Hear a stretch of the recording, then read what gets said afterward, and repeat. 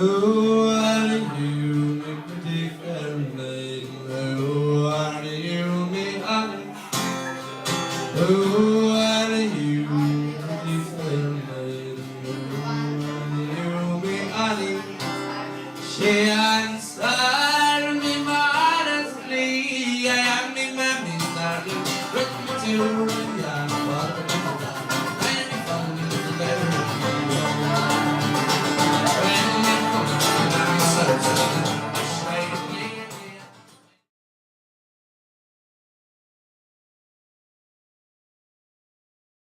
I think we'll start off. My name is Thomas Pringle, and I'm a local TD here in Donegal South West, so I'm going to be chairing this afternoon session on the 80th anniversary of the Republican Congress. And I think we had a very interesting and lively enough debate earlier on this morning there, and unfortunately I think the women representation has left us. Most largely a lot of the women have headed off after the morning session, but hopefully we'll have a very interesting debate here as well this afternoon. And we have two speakers here this afternoon to talk on the Republican Congress. We have Eugene Cartan, who's the Secretary General of the Communist Party of Ireland since 2002. And the Communist Party was founded in 1933, which is just a year before the Congress was formed as well. So there's a very close historical links there between the Republican Congress and the Communist Party, and that whole historical part of it. And I think the debate around the Congress and what happened with the Republican Congress is probably still very relevant for today in terms of the left and socialism as well across the country. So we can tease all that out in the talks and in the discussions afterwards. And then we'll have Eoin O'Brien, who's Sinn Féin Councillor in South Dublin County Council, and who's co-opted onto Sinn Féin, South Dublin County Council in 2013 and re-elected again in the elections in 2014. And Eoin, I suppose, has a unique distinction probably in Ireland. He was also had previous member of Belfast City Council, and it would be unusual to have served on both sides of the border, so we'll have unique insights there into how local authorities are working on each side. And Eoin is also an author of a number of books, and including Sinn Féin and the Politics of Left Republicanism. So we're going to kick off straight away. We'll start off Eugene, and we'll ask both speakers to take up to about 15 minutes. And if they start to run close to that time, I'll intervene and ask them to wrap up, and then we'll throw it open to the floor then for any questions and then further following that. So we'll go straight to Eugene now to start off. Good afternoon, everybody. Thank you all for coming. To a degree, there's a certain continuity or flow from what the previous discussion, the women talking, and the emphasis and the discussion around the role of the Catholic Church, and did anybody speak or nobody spoke up or whatever. When you reflect back in the 1930s, quite a few people spoke out. Quite a few people were engaged, quite a few organisations were engaged, and many struggles. And so I think so that unearthing the history of the people's history is something which we need to continue to do, as unearthing the real struggles that they were engaged in, the real changes that they were able to bring about. The Republican Congress, as people say, is one of the key figures within that whole process was Peadar and the Gilmore brothers, Frank Ryan, people like that from Republican, really from the IRA back in the late 20s and early 30s. They've been key figures in that whole process. But the Congress itself, I think we need to look slightly deeper. To a degree, you may say the Congress was probably the final end of, we were doing these centenary of celebrations or a decade of celebrations of centenaries. And I think the roots of the Congress and what was being attempted to be built in 1934, I think it has to go back to, I think we should go back to maybe 1916 and around that time. The question of how do you link the social and the national struggles together? Connolly, we left a legacy, Connolly articulated that demand that the social and the national were intrinsically linked and could not be separated. he campaigned all his life on that concept of a unity of the social and the national. Connolly's participation in the Democratic Revolution in 1916 stamped and put the interest of the working class very much into the heart of the national movement. At that time, he won a place for the working class movement in the national struggle. That culminated in struggles of after 1916, the 17, 18, 1920s. The huge mobilisation of workers took place. The Irish Transport Union went from about 13,000 up to nearly 100,000 in the space of 3 or 4 years. The role of farm labourers, the rural working class, the urban working class in the struggle for national independence. There was the whole occupation of creameries that took place in the 1918, 1919. The whole role of the Limerick Soviet, the whole emergence of the workers, a strong militant workers' movement that emerged. What was missing from it in many ways was the political leadership. So the working class was involved in the national independence movement, but had no distinct leadership, had no distinct idea and programme of its own. And I think that's a factor which has always come into play, that then it ended up basically that the workers' movement, without any leadership, the aspirations of the rural radical elements of the urban working class found no real expression in the national independence movement. And I think in the war to defend the Republic in 1921, I think the Communist Party at that time were Roddy Connolly and Cllr.Declan. They tried to inject what they saw was a political programme. That the national independence movement needed to take a political programme, a social economic programme which would win the allegiance of the working class and the rural radical elements. That was the only way that we could move forward to advance the struggle for national independence and national freedom. And I think that that culminated in I think it moved up in, there was in the 1920s, the Republican movement was enthralled in the debate as to the way forward, while the Free State continued to consolidate its position. And in many ways, the cement that held the Free State together was the Catholic Church, which was the cement that held the state together itself, because the state, in the eyes of many people, was illegitimate. And so I think basically the Catholic Church was the vehicle by which it was used by the ruling elements that emerged, that those elements who were economic elements whose economic interests lay with relationship to Britain. And I think then when the Republican movement split again and the establishment of Fianna Fáil, I think Fianna Fáil was, to a degree, those elements within the national independence movement who realised that they needed to challenge the Free State on the political plane and to move forward in a political way. And to a degree, the programme of Fianna Fáil in the 20s and early 30s was a very radical programme. It consolidated, to a degree, the limited independence that was achieved. It did achieve certain, to a degree, much more significant economic and social development than what Fine Gael or the Common Gael government was able to do, because it was driven by a different set of agendas. I think the Republican Congress, those forces inside the Republican Congress, realised itself that Fianna Fáil was beginning to march to steal the clothes of putting forward a radical social agenda that was required. And I think that provoked then the development of the Republican Congress, and people saying we need to move beyond this situation where we are. We need to move beyond this waiting for, to a degree, the partition being the real question, that we need to recognise that the Free State was here. How do we engage with the Free State? How do we try to mobilise the forces within the Free State? And I think that's where we, I think that the Republican Congress probably was the end of that whole struggle about placing a radical social and economic agenda to the people. And so I think that's an important one, and I think that the Republican Congress came about in 1933, or 34, with the whole split of the Army Convention in March, and then was developed, and then they set about the Cllr.Eoin Declaration in April 1934, which is a very radical position presented by in the Cllr.Eoin Declaration, and was a call for the establishment of a Congress which would be a broad front to draw the different forces together, communists, socialists, trade unions, tenants organisations and Republicans, small farmers organisations, pull them together into a united front, and to build a united front, the Congress, the slogan at that time was to build together the forces and to fight for a workers' republic. That within the period of from 1934, there was a tremendous sort of period of flux, tremendous period of debates and discussions across the country within the spectrum, trade unions, community organisations, tennis organisations. There was a real discussion took place.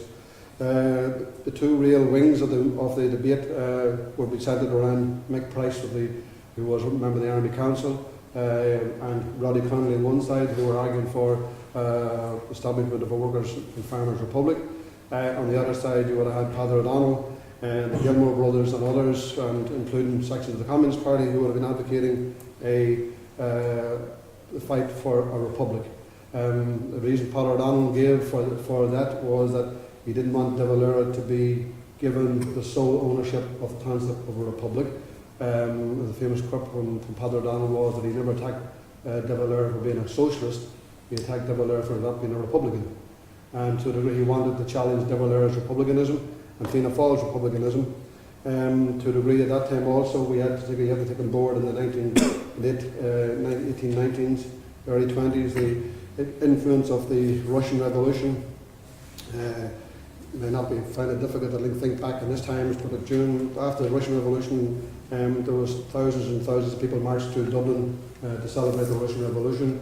Whenever Lenin died, Jim Larkin led a torchlight demonstration through Dublin, and thousands of people turned out to mark Lenin's death. So it was an indication that within the working class movement there was a great awareness of radical politics beyond Ireland. And I think that had also an impact upon the Irish capitalist class, who were very economically very weak, politically very weak and divided. And I think that so they were faced, but had the potential of facing a very strong, united working class. And to a degree, that was the position of how to divide it, how to separate it, how to control it. And people know from the 1920s and 30s and 40s, people of a rural radical people became extremely marginalised, isolated, very difficult to get work, very difficult to get any sort of profession because you were marginalised and isolated. That was to a degree take away the leadership of the rural communities, of the rural radicals, to take away take out those leaderships, those elements of leadership. Have anybody seen that film Jimmy's Hall on Jim Grosman? As an indication, it gives some flavour of what the 1930s were like, the struggle against rural people to control the role of the church, the role of the blue shirts, and smashing any opposition, controlling any opposition. So I think that that was the atmosphere in which the Congress emerged. There was a lot of debate, and then in October, in November in Rathmines, the Congress convened, and it fractured there. A fatal fracture emerged in Rathmines over the direction of the movement. Some wanted to build a political party, Roddy Connolly, and Mick Price wanted to establish a party, and Peadar O'Donnell and Sean Murray from the Communist Party wanted to keep it as a broad front. There was a lot of controversy because one of the influencing factors was the Comintern, the Communist International. At that time, the Communist International was the Communist Party of Ireland. There was the party that was affiliated to the Communist International was Jim Larkin's party, the Irish Workers' Party, that was affiliated to the Communist International. And also the Communist International was attempting to develop, to strengthen communist parties, and also trying to develop a political strategy for parties, these young fledgling organisations that emerged after they was being because of the influence of the Russian Revolution. And to a degree there was an element of controlling from the Comintern, and the Irish means of communication with the Comintern was through the London office of the British Communist Party, through radio stations and stuff like that. So information coming back to the Irish Party from the Comintern was always getting confused or misdirected, and the Communist Party was under the influence or as the mentoring of the British Communist Party. So these were complex issues at the time, and the story was that the Comintern were in favour of a Workers' Republic, Workers' and Small Farmers' Republic, and so there was a complex set of relationships did emerge at that time. But I think it's as I say, but I think that the debate to a degree at times I fall between the two, between a Workers' and Small Farmers' Republic or a republic. But I think it's about whether not to become prisoners of history, but become a student of history, as another historian. I think it's important that we try to learn the lessons. What are the lessons of the Republican Congress? what were they attempting to do? They were attempting to build a broad front of people's organisations, a broad front to develop a strategy which would unite the majority and secretly mobilise for a different form of society. That is still the task. It is still the task today of how do those who want to bring about radical social change, how do we do it? What are the forces involved? Where are we at? What are the forces ranged against us? And to a degree, you might say in the 1930s it might have been a lot more simpler, in a sense that the enemy at that time was directly British imperialism in the north, and to a degree we used to call it was the neo-colony in the south. The Republic of Ireland, the Republic was the neo-colony of Britain, and the direct colony of the 6 counties under direct control of Britain. So to a degree, the politics then were, you might say, a lot simpler. The enemy was much more clearly defined. It was the neo-colonial relationship in the state, and then the direct colonial control in the north. Today, what are the factors? What is the factors? Well, today I think we are caught up in the triple lock. Our people are caught up in the triple lock. The triple lock is in the 6 counties is the role of the British. In the 26 counties, the triple lock of the European Union and the United States. These 3 forces they control and determine what we can or cannot do. So we have how do we develop a strategy that breaks the triple lock? That we had a budget there last week. The German Bundestag saw the budget before the Irish people knew what was going on. So in other words, democracy here has been truncated. We don't have control over what we're doing. We don't have any control over what decisions we wish to make. And as reflected in the Troika coming in and basically telling us what to do, the imposition of the bank debt, of the odious debt imposed on us by the European Union. And so what we have, the concepts of democracy and sovereignty are no longer with us, the limited forms that we had. So we have to develop a strategy that deals with this place, to come to terms with this situation, this triple lock of imperialism. How do we do that? What are the forces necessary to bring it about? Because no matter what we want to do, the basic premises has to be the people must decide, the people must be sovereign. So how can our people be sovereign if the fiscal treaty imposed by the European Union is worked? If the fiscal treaty prioritise the fiscal stability of the European Union, of the euro, over everything else. So where is the sovereignty of the people in this process? The political sovereignty of the people, the economic sovereignty of the people. Where does this exist? So these are the big challenges we need to be addressing. The Congress was a product of a time where the small farmers were actually a social force. There were significant tens of thousands of them. Today we know the European Union has decimated small family farmers. We know that agriculture is now industrialised. We know it's now concentrated in big farmers and everything else. Small farmers and family farmers are much more on the periphery than ever before. We know that the question of the urbanisation and the whole working class is growing exponentially in this country. It's bigger than it ever was. So how do we engage in this process? How do we involve these forces in the struggle for change? And I think in the question of the North, it's how do we move beyond to say some people want to lock us as the prisoners of history, debating endless discussions of history. To a degree, an element of republicanism is being prisoners of a method of struggle. They've been prisoners of it. They're leaving the whole thing as the method of struggle rather than actually what they're struggling for. So we need to redefine these things. What are we fighting for? Because what you're fighting for then will determine what our tactics are. And so I think that's what we need to be looking at. How do we build the forces north and south? Because it's going to require the united action of all our people north and south to bring about any form of radical social change.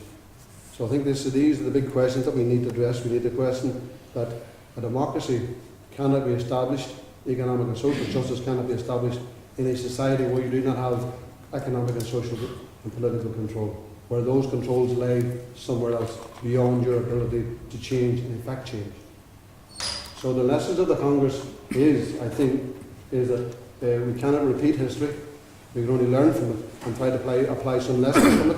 And I think the lessons are important, that we need to define what we're fighting for, but that then will shape what we're fighting and how we fight.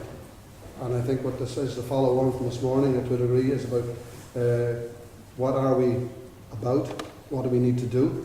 And I think the whole question of this building the consciousness of the people, building the confidence of the people, I think is crucially important. And I think what we need today, more than ever, I think is a victory.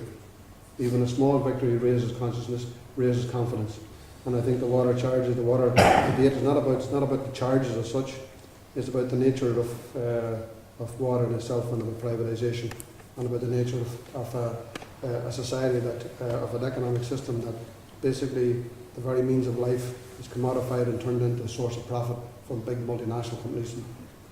So it leads you into a different debate about the nature of the economic debate about our society, where it is, where it's going, what's it based upon. So the Congress is at that period of time was an effort of forces which were trying to inject a social programme into the national defence struggle. It fractured because of tactical positions. The people like Mick Price and then Roddy Conway subsequently then joined the Labour Party, and then the other force then basically, to a degree, in 1936 ended up in Spain, and many of those good activists, political thinkers, ended up dying in the battlefields of Spain. That was their choice, that was what they had to do, they felt they had to do. But it did, to a degree, remove very important key figures, key thinking people from the struggle, and I think it's taken a long time to develop those things, those individuals again. But I think that's where we're at today. It's trying and finding the mechanisms to find our way forward and what are the demands which will unite our people. And that's what it's about. The struggle is about uniting our friends and dividing our enemies. Yeah. Thank you, Eugene.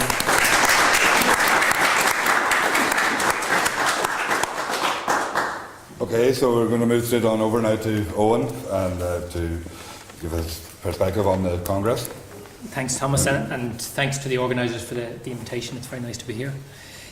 I suppose I always start my talk about the Congress, because we've done this now a couple of times, just reflecting on how my own view of the Congress has changed probably quite significantly over the course of the kind of last 10 or 15 years. Partly as more research has been produced and more history has been written about the Congress, which kind of improves our understanding of it. But also, I suppose, in terms of how I look at the value of these moments in left Republican history. 15 years ago, I would have seen the Congress as this kind of high point, this great moment in left Republican history where left Republicans were trying to find a way of organising, mobilising and intervening into the political realities of their time.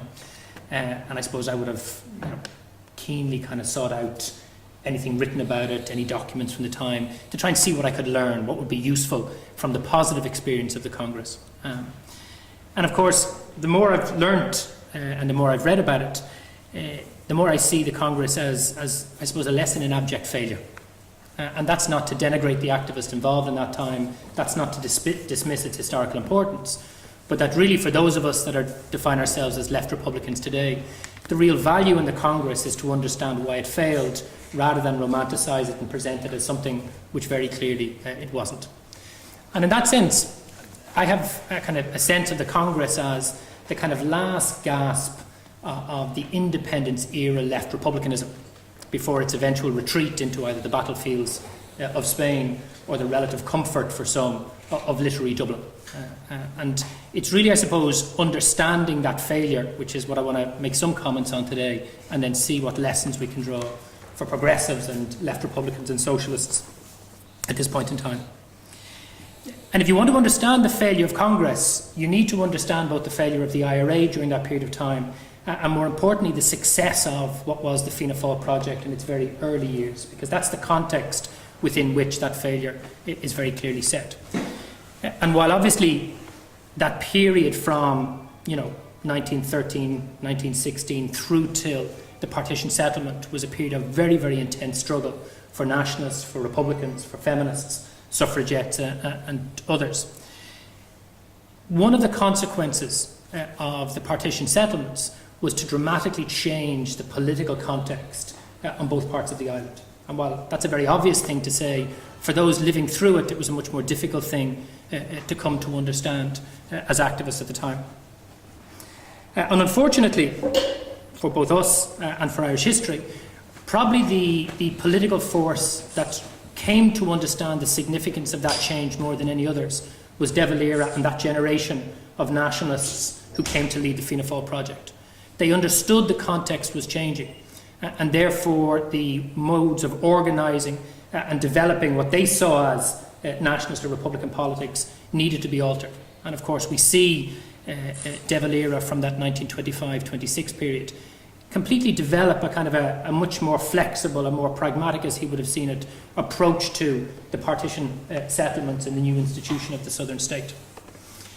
And while I think a lot of left historians have been right to criticise what Fianna Fáil and the De Valera project did in those first kind of 2 decades or so, they've been very poor to understand the basis upon which Fianna Fáil established itself as the hegemonic political and social force in Irish society, obviously alongside the Catholic Church at that moment in time. And I always get in trouble for saying what I'm going to say, but it's important to understand, I suppose, what I'm trying to express, that the Fianna Fáil project from 26 to 36 was a really brilliant project.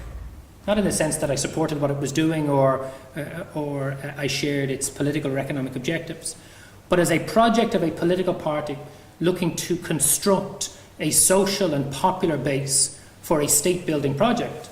There are really very few examples as successful, not only in European but global history, as Fianna Fáil's, maybe the Party of Institutional Revolution in Mexico or something similar to that.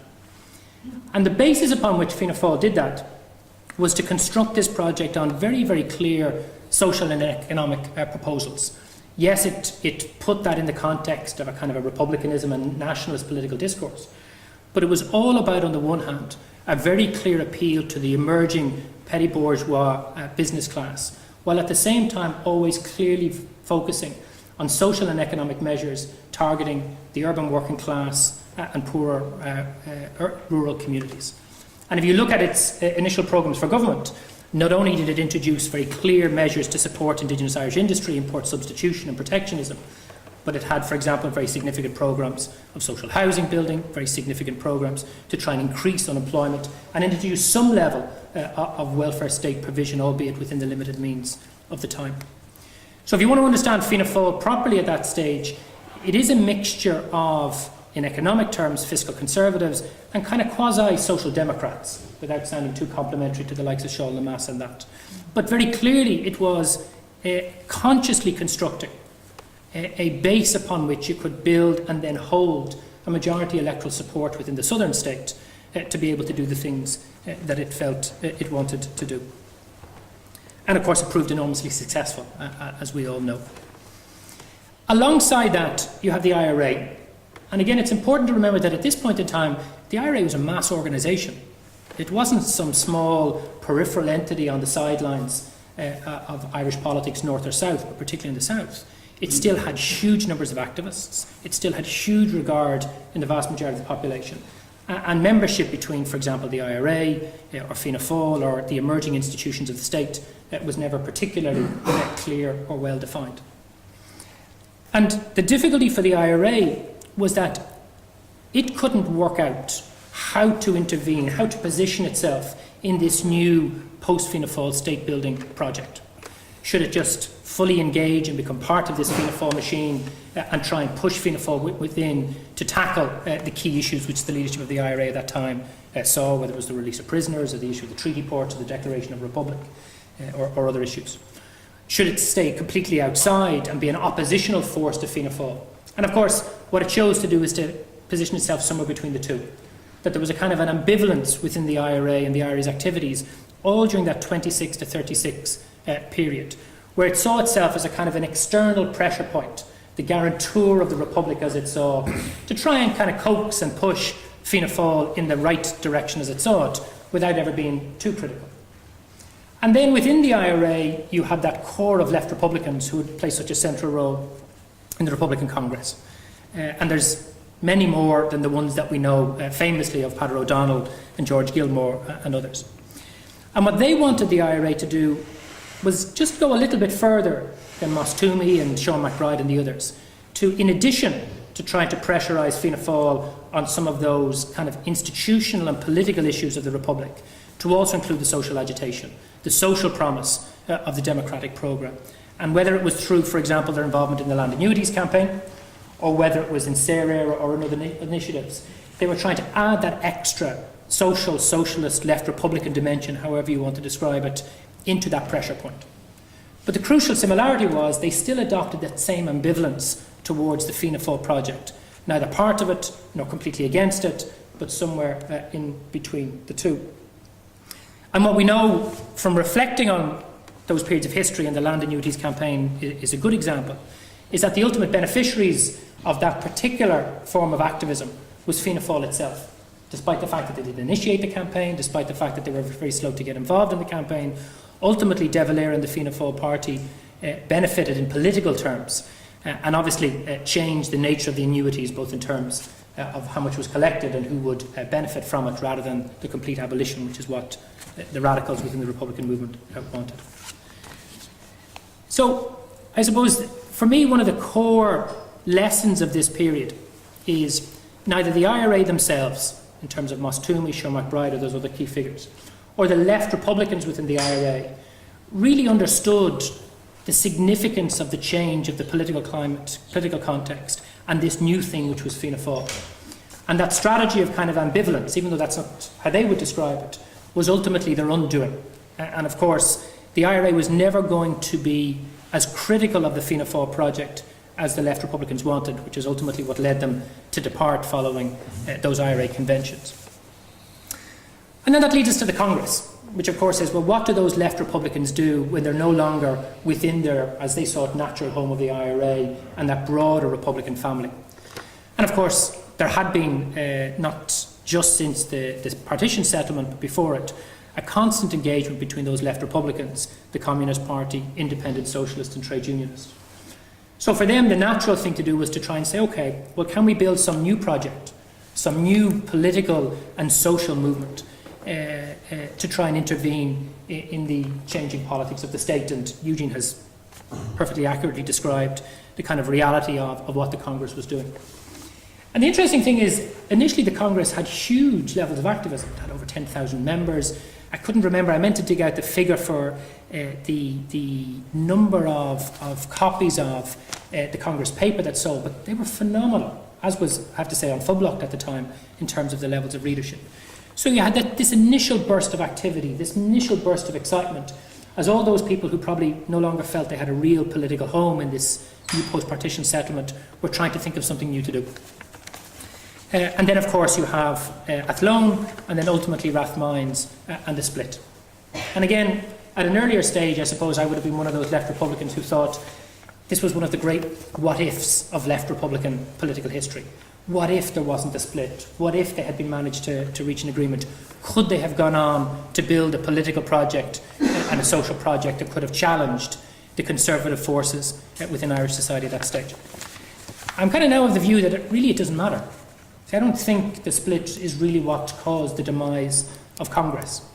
Because if you think about it, either one of those sections, if they had won, those that wanted more of a social movement, a broad front, primarily organising around the Republic, those that wanted a revolutionary socialist party around the Workers' Republic, but much more party politically defined.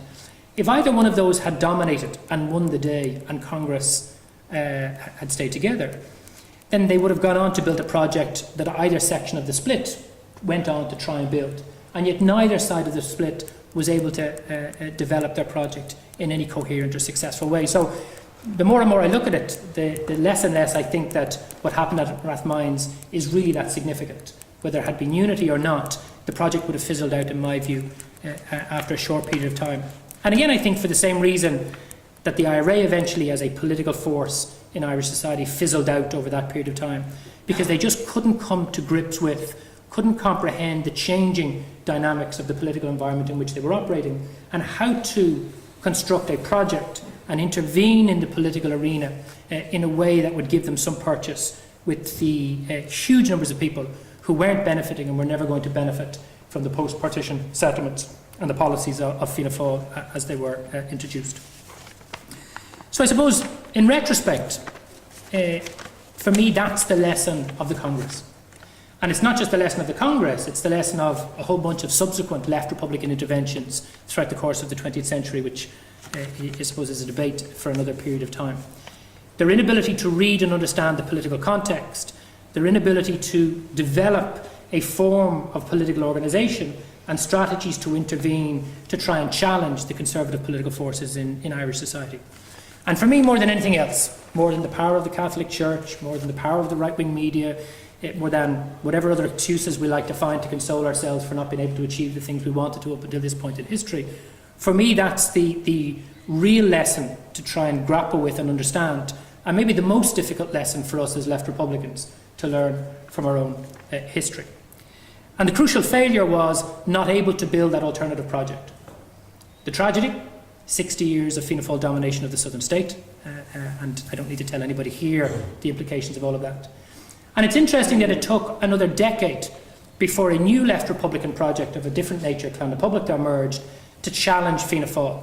And initially that seemed to provide a far more successful example, but again for other reasons which are outside the scope of today's discussion, clearly failed. So what are the lessons then for us today, or what kind of lessons do I draw for where we are today? And the first one is just, I suppose, to emphasise the point, which is it's not enough just to have a critique of the opposition. I think the Irish left generally, whether it's those of us on the Republican left, people on the communist left, the revolutionary socialist left, or whatever way you describe it, is that our ability to understand the balance of forces and the distribution of forces within the state at any given time is still pretty weak in my view. And therefore, if we don't understand that in a more profound way than historically, our ability to respond is very limited. So I think, for me, that's one of the lessons that certainly I try and draw. And when I wrote the book, Sinn Fein and the Politics of Left Republicanism, what I was trying to do from within the political space I'm in, learn those lessons to rethink and in some ways criticise the project that I'm involved in. The second thing is how you go about acquiring control of the institutions of the state to be able to use those institutions in that ongoing battle for social and economic power to build a more equal society. And again, it's that bit that's beyond the critique, but how you build an organisation and the strategies and tactics that you develop at particular moments in time.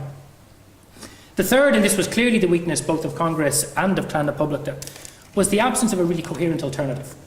You know, think of all those really good left critiques of the Celtic Tiger and our economic collapse that we produced by a variety of left-wing writers in Ireland over the last number of years.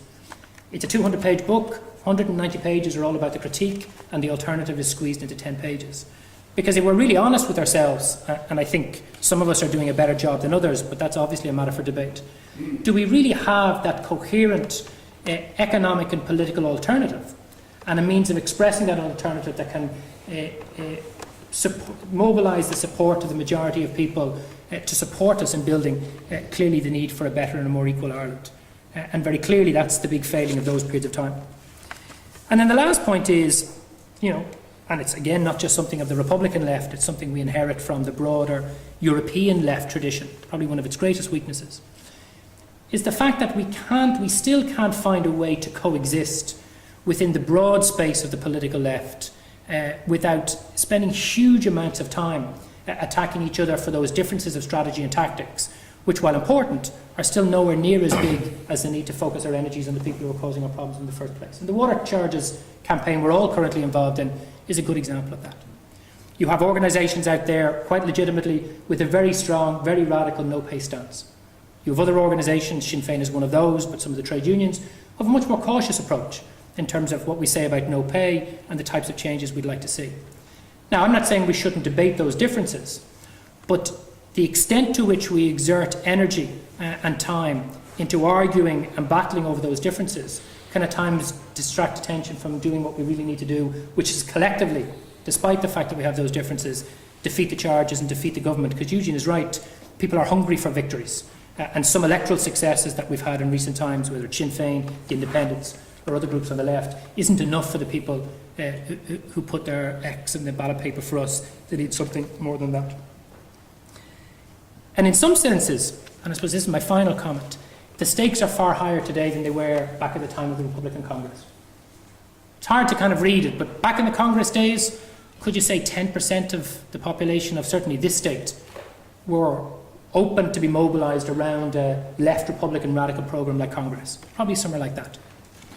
If you look at what's been happening in electoral statistics and electoral trends, and that's just one gauge, the growing population of people who are no longer satisfied in this state with the conservative politics of Fianna Fáil and Fine Gael, and the willingness of Labour to continually tag on to those conservative politics has grown beyond all expectations.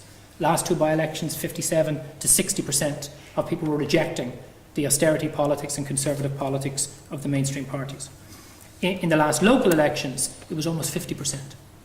So there is clearly a huge opportunity for those of us who position ourselves on the progressive, democratic, left, socialist, republican side of these debates.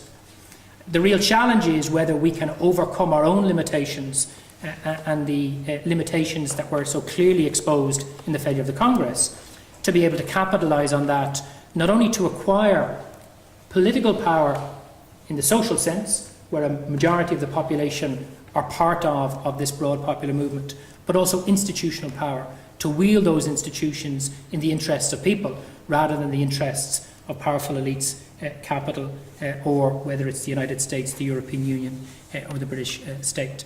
And for me, I suppose that's the really interesting thing about this debate, is how we can learn the mistakes of the past to overcome them, so we can be more successful in 2016 than our predecessors were in the 30s and 40s.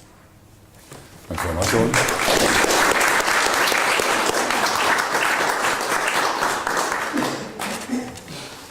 Okay, we're going to throw it open to the floor now to anybody who has any questions or comments.